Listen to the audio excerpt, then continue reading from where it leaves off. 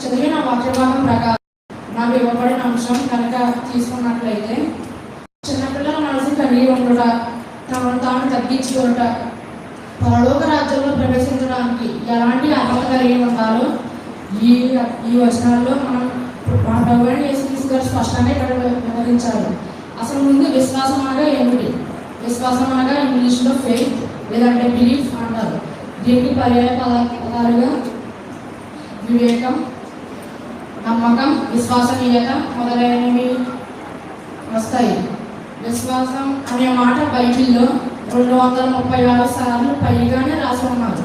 ఇక మన ఆంధ్ర క్రైస్తవ కీర్తన పుస్తకం చూసినట్లయితే 388 పాట నుంచి 392 పాట దాకా విశ్వాసం గురించి ఉంటుంది. అసలు విశ్వాసం అనగా ఏమిటి? విశ్వాసం అనగా ఒక విషయాన్ని తీసుకుని దానికి